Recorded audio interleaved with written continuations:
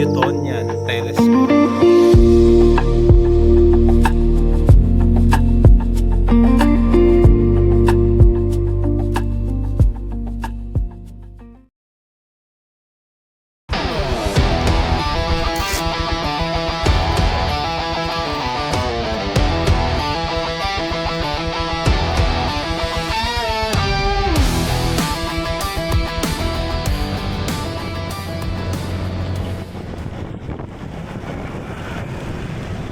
Tatabi tayo pa ang cellphone, nahulog.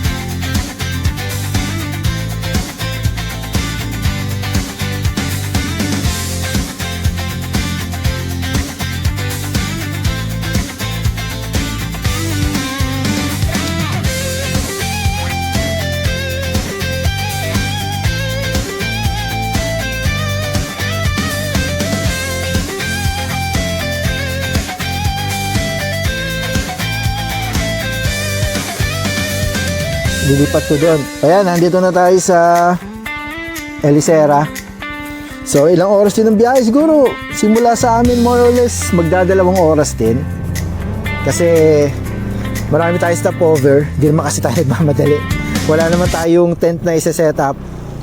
So, nandito na tayo. Dito tayo magpa-park sa gilid. Mamaya, baka dito tayo magpalipad ng drone. So, yun. So mamaya, kita-kita ulit tayo pagdating doon sa loob para makita nyo rin kung gaano kaganda yung loob nung glamping tent ng Elisera. So mag-stay kami sa, ano pangalan nung stay natin? Serenity? Yun, sa Serenity. Yun yung nasa gawing kanan pag pumalik kayo ng hagdan. Pero mamaya papakita namin sa inyo. Kaya kita-kits tayo. Peace! So yan, so nakarating na tayo dito sa Elisera. Kitchen nila. Hindi pa masyadong naayos pero iwan mo na yung gamit dito. Papilik muna tayo sa taas para makita natin yung kwarto. Go! Yan, so siguro umalis kami sa bahay mga alas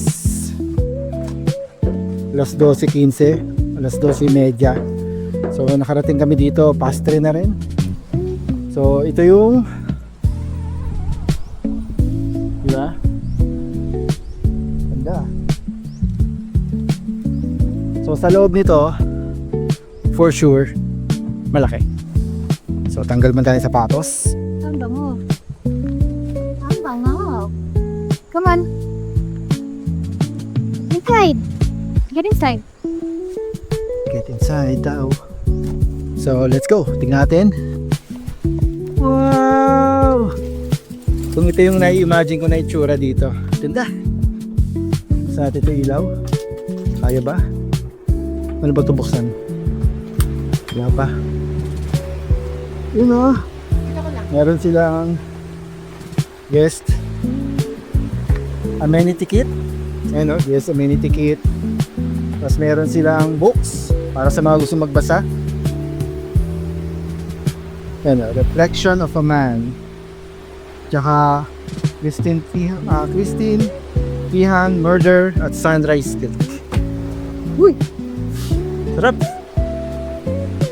ramdam na ramdam mo yun, maginawa sa pakiramdam. Tapos yung apaka mo, carpet ba to? Pero lambot no? Carpet ba tawag dito, Pas? Carpet na to no? Sarap sa paanong carpet.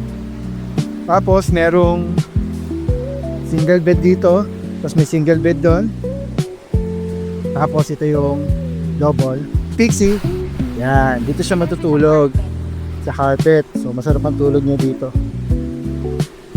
So gati pahigayin dun sa bed kasi hindi naman namin to bed. Para as courtesy na rin dun sa mga susunod na mag-stay dito sa Elisera, Here. sa Serenity. Stig. Sige, mamaya ulit. Kukwentuhan ko kayo or ililibot ko kayo dito sa Elisera. Titignan natin yung bawat rooms o bawat tent. Tapos titignan natin yung ano, tawag dito. Titignan natin yung CR nila. Yung pool. Yan, titignan natin yung pool, yung CR. Tapos basta, lilibot ko kayo para Yan, so natatapos lang natin makakwentuhan si Sir Paolo. Na-meet din natin yung misis niya. So yun, dami namin napagkwentuhan. Sarap kausap ni Sir Paolo, promise. Yes. No? Sarap kausap, ano? Hindi boring, hindi over. Correct. Ang dami. So kain na tayo. Order nga pala kami sa kanila ng salad, Silog. maling silog, the sweetheart, top silog. Yun, para ma-experience naman natin na hindi nagluluto. Pero mamaya magluluto kami. Steak Ano ba ang pagkain natin mamaya? Steak. Steak. Mamaya mag-steak tayo. First time namin magluluto ng steak na walang air fryer. Sanay sa air fryer. So, yan, di rin ako nakapagdala ng cup. So, pagtsagaan nyo lang yung pagmumukan to ng walang cup. Di ba against the light? Ayan, kain na tayo. O yung beef. Para siya nung sa Jollibee. Na? Kitap sila, yung tapa. Mamasag, tsaka maraming serving. Daming serving. So, Wait lang. hindi niya na kailangan actually magdala ng sobrang gamit. Oo. So yan, tatapos lang namin kumain. Yan. Mamaya hugasan ko itong dyan. So ngayon, bali papunta muna ako ng Alphamart. Tignan natin kung gaano kalayo yung Alphamart dito sa Elisera. Tapos, meron nga palang in-offer si Sir Pau na bagong activity. So yun yung stargazing. So mamaya magga-guided stargazing tayo. Mga ano yan, alas 8 daw hanggang alas 9 ng gabi. So susubukan natin yung stargazing activity na yan. So syempre bagong experience. I'm sure mag-enjoy tayo doon dahil mahilig naman tayo sa science. Kaya mamayang gabi samahan nyo kami dun sa activity na yon. And yung mga details mamaya sasabihin ko rin sa inyo para pagpunta nyo dito sa Elisera, na I'm sure pupunta kayo dito sa Elisera, promise maganda rito, pwede nyo rin subukan. Yun, samahan nyo ako. Punta tayo sa Alphamart. Search natin Alphamart.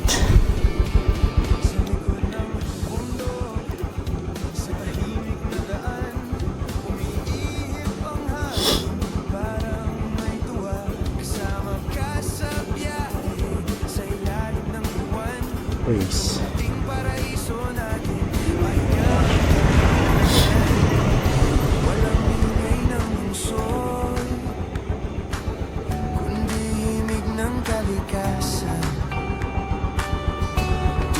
Ito, Alphamart paagahan.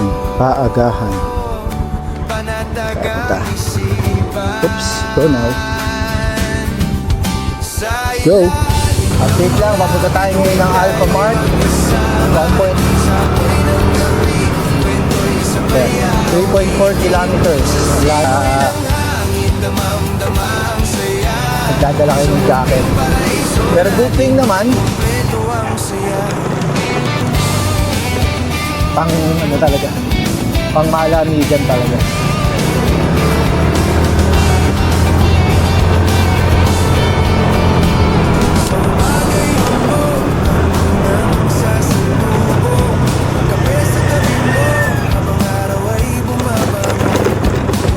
Gusto ko lang makita yung Alpha Mart.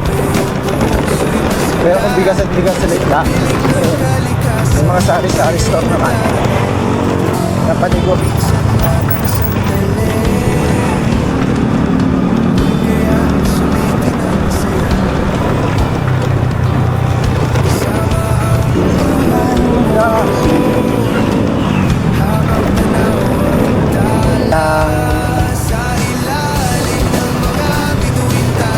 Nakakapamili ng pampasalubong. Yung Alpha Mart.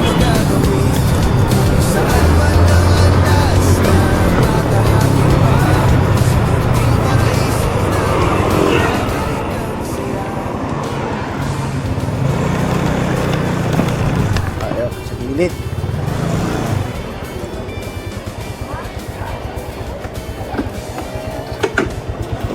Yun. Film na tayo sa Alpha Mart. Yun naman, 13 kilometers daw. Imposibleng 13 kilometers. Baka nandun ang U-turn. Baka bawal mag-U-turn dito. Hindi ba mag-U-turn? Left turn lang.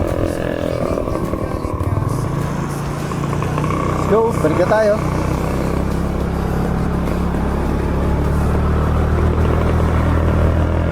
Yan, pababa tayo sa pool. Swimming na tayo kasi mamaya madilim na, malamig na. Malamig na, so ngayon pwede na tayong mag-swimming hanggat mainit pa ng konti. Pero sabi ni Sir Pao, malamig na raw. Subukan na. Ito nga pala yung view pababa.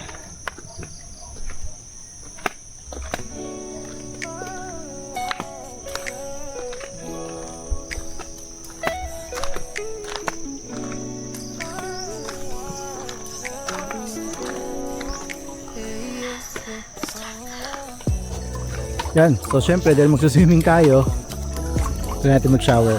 Wait lang guys.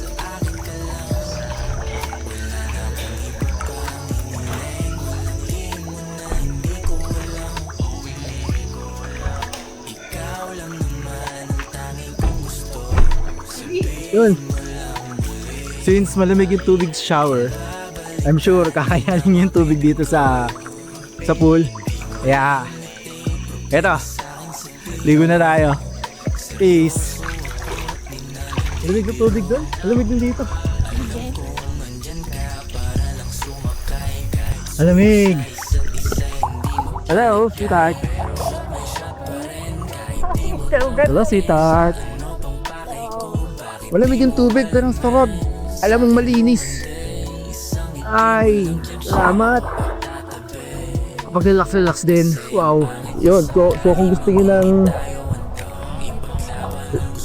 relaxing na lugar, tapos yung, ayan, tulad dito, konti lang ang guest. Actually, kami lang ang nandito. At imposible din naman dumami dahil bukod sa tatlong bagong lugar para sa tent pitching, tatlo lang yung glamping tent nila dito.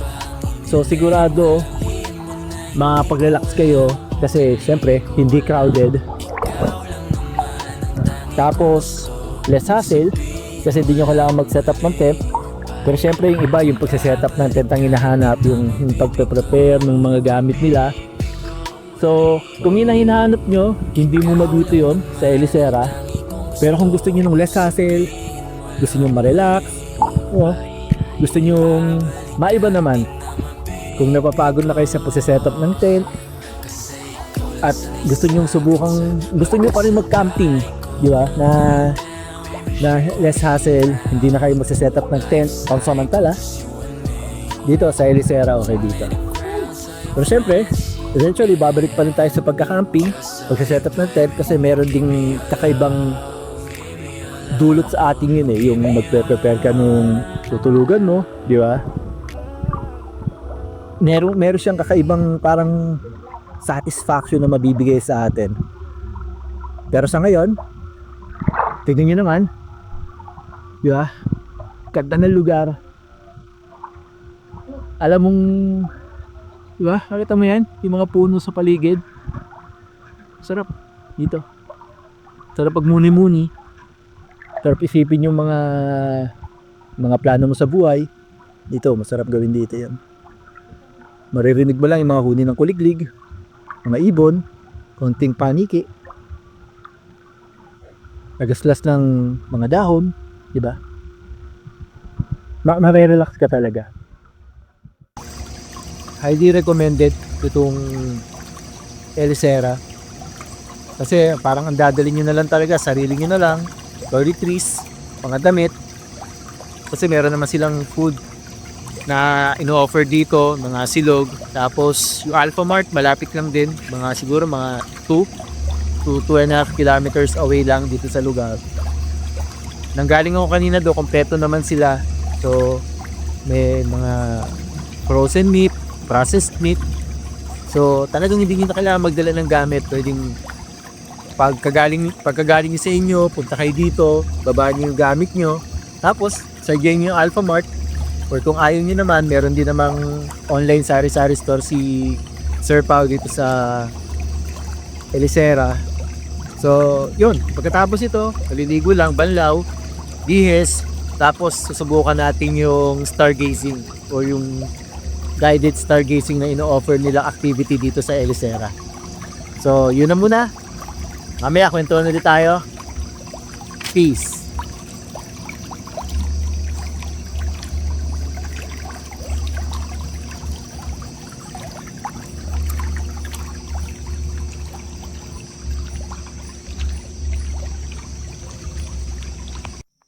Yan, so nandito pa rin tayo sa Elisera. Katatapos lang na mag-swimming, inabot na ng gabi, lamig. Siyempre, kung maliligo muna kayo sa shower bago kayo mag-swimming, kayang-kaya naman yung lamig ng tubig. So, oras, pasado 8:00, so susubukan natin yung isa sa mga activity na in-offer ng Elisera, yung stargazing. So, baka sana makita natin yung Jupiter, yung mga moons ng Jupiter. Newtonian telescope. Yun, laki no? Tapos, explain ko lang yung mga parts niya. Ito yung tinatawag na finder scope. Meron niyang red dot. So, naka-align siya dito sa telescope na kung may titignan ka sa sky, tapos ipo-point mo yung red dot doon, dapat makikita mo na siya dito sa mismong eyepiece no telescope. So next is ito yung eyepiece.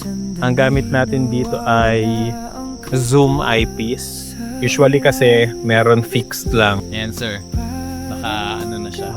Nakatutok na. Nandun ako nakatutok dun sa dalawa na yon. Ito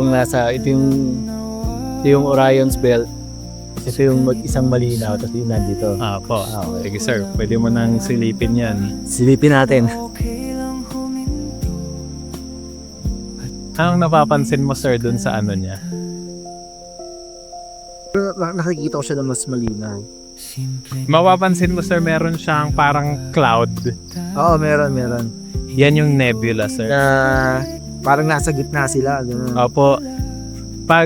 Pag titignan mo, di ba, parang ilang stars yan na magkakadikit, tapos parang meron siyang ini-emit na parang dust cloud.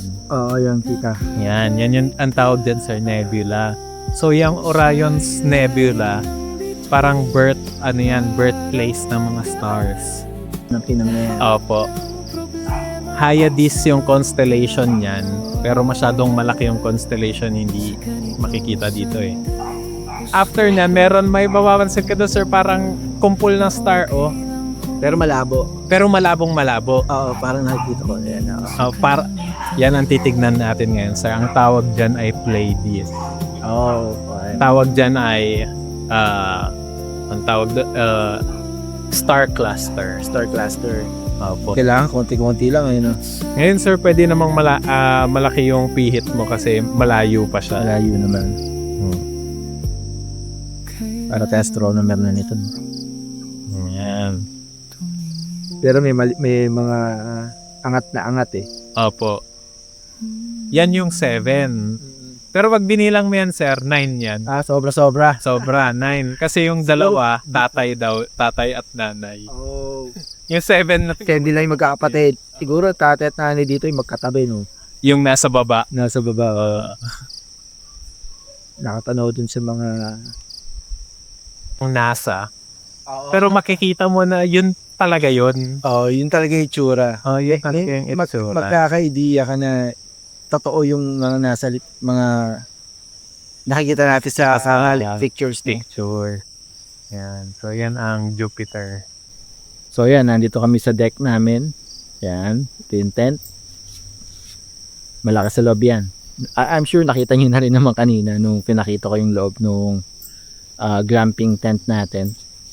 So, yan. Katatapos lang namin ni Sir Pau na mag-stargazing. Experience ko, goods na goods. Exciting kasi nakita ko yung Orion's Belt, isa sa pinakakilala nating constellation, yung Orions. Dahil meron diyan 3 stars, yung Orion's Belt na tinatawag din natin na Tres Marias dito sa Pilipinas. Tapos, yun, swerte kasi nakita ko rin yung constellation ng zodiac sign ko, which is yung Taurus.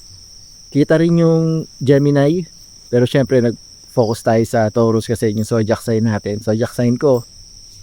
Tapos, yun, exciting kasi nakita ko rin yung yung Jupiter, yung dati nakikita lang natin sa mga pictures. Niisip natin, ito ba talaga yung totoong itsura ng Jupiter? Nung nakita ko, yun nga, kita yung storms, yung parang guhit doon sa mismong planeta. Pero storm yun, syempre. Tapos nakita ko rin yung pinaka-importante, yung 4 na buwan ng Jupiter. Swerte nga kasi nung nakita ko, maganda yung positioning nung 3 buwan. Talagang nakalinya sila, so kitang-kita.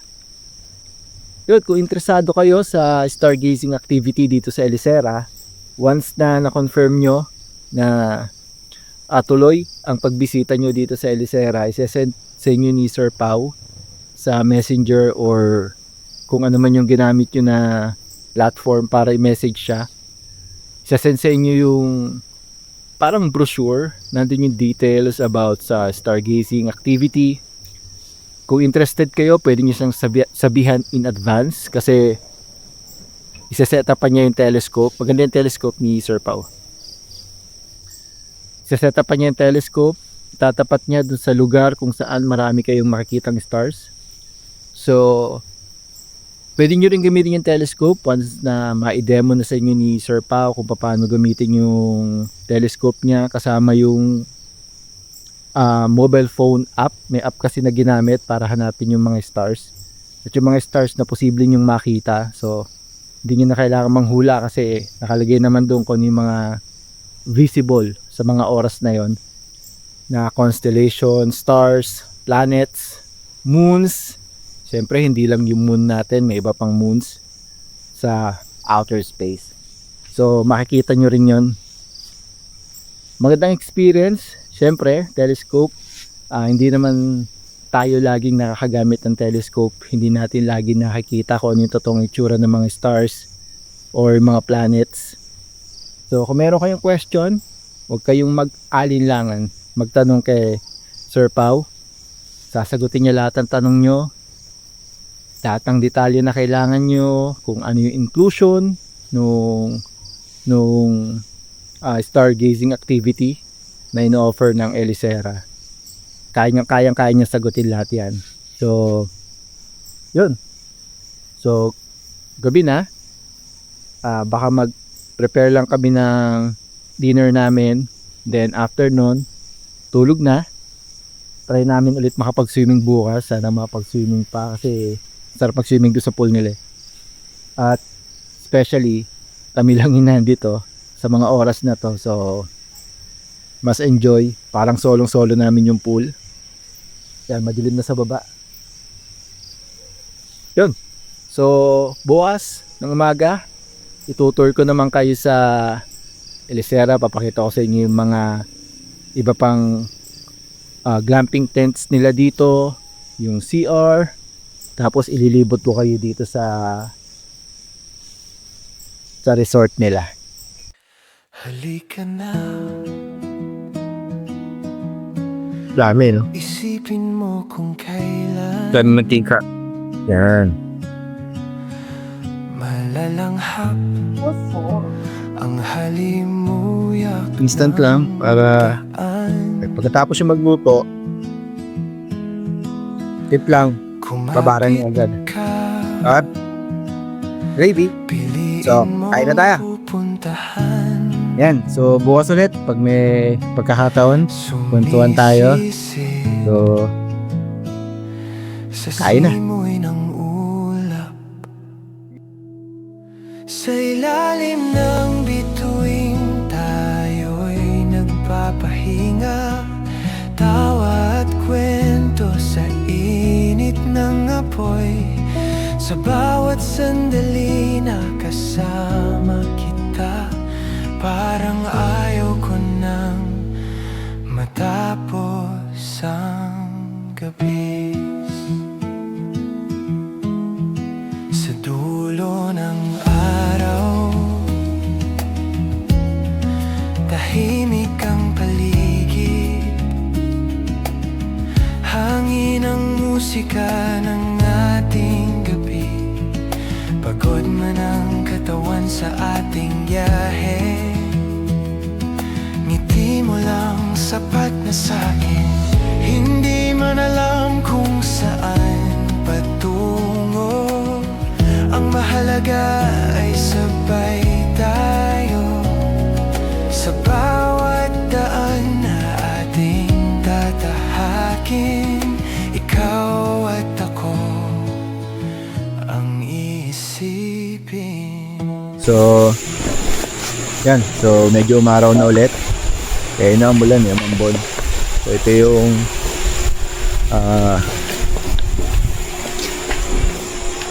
glam tent natin. Yan. Punta tayo dito sa may CR. Pakita ko yung CR. Pakita ko sa inyo. Saka yung tulungan natin si Pixie pumanik. Yan. So, ito yung lugar kung saan pwede mag-bonfire. Yan o. May mga upuan dyan. Pwede kayong mag-relax-relax dyan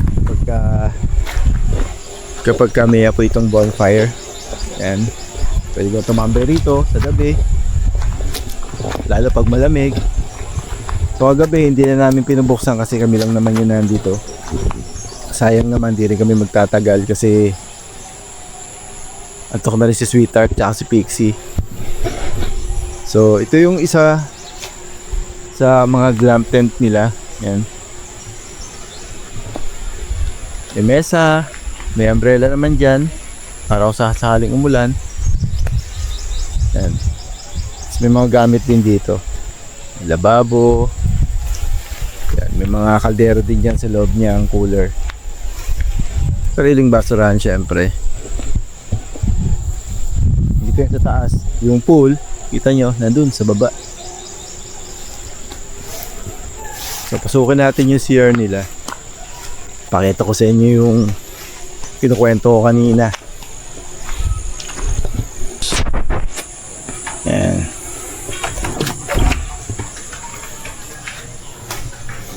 So ready na.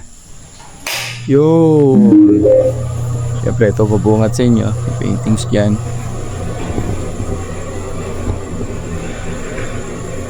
Okay, malinis yung toilet bowl nila. Bago pa, may bidet rin. Diba? Ganda lang. Pag sinara mo yan, isipin mo pa ba nasa campsite ka? Yan. Campsite kasi magkakaroon naman sila ng 3 pang tent pitching dito sa baba. Yan. Shower nila. May hot and cold yan. So dito nyo set yung temperature nyo kung gano'ng kainit or gano'ng kalamig. Sa lamig, wala problema kasi malamig talaga dito. Yan. Di ba? Yung sink nila. Siyempre may salamin. Kaway-kaway. Puro ng buko. Hindi ko nandala yung baseball cup ko eh. So, pagtsaganin na muna itong ganitong buhok. Ayan, so labas na tayo. So, pakita ko sa inyo itong isa pang glam tent dito. Yung katapat nung sa atin. So, ito yung side ng merong portable AC sa loob. Ayan. Tulad sa kabila, sa namin. Ayan, meron ding lababo. Ayan, mga panlutong kawali, sandok. Siyempre, meron ding 30 liters na cooler. Ayan, ito yung likod. Yun yung kalsada kung nakikita nyo. Mamaya dadaan tayo dun. Palabas. Tapos ayun naman yung para sa tent pitching nila. 3 yan. So sabi ni Sir Pa, wala pang pangalan yan. Pero yan, pwede kayo mag-inquire sa kanya kung kailan may open yung tent pitching niya. So yan, hindi ko alam kung ano yan. Kanina balak ko sana mag-swimming. Balak sana na mag-swimming pero wag na lang muna. Baka sa bahay nila kami maligo. Kasi may pasok din si Sweetheart mamaya, may pasok din ako mamaya. So kaya natin umuwi ng medyo mas maaga sa inaasahan. Ayun, kapahinga siya oh. Si Pix yung napapagod eh. Kaasong to, madaling mapagod. Mana sa daddy. Ayun oh.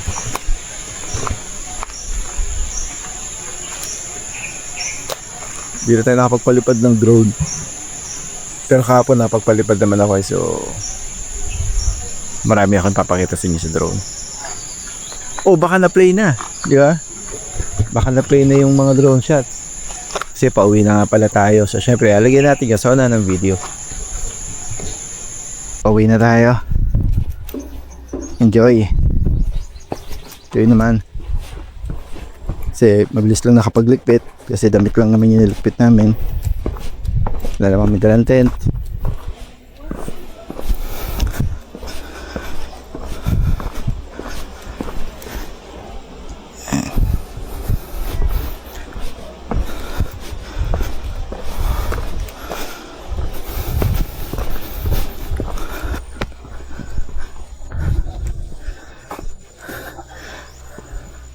Hello po. Nice to know na rested kayo. Opo. Ang sarap. Ang lamig. Ang lamig po. Oo, yun lang. Kagabi. Buti na lang ngayon dala kayong mga medyas. Sobrang lamig. Kahit hindi na po mag-aircon. Sige po. Ay, ito fish pan po ito. Sige po. Salamat po. Yes. Opo. Sige po. Thank you po.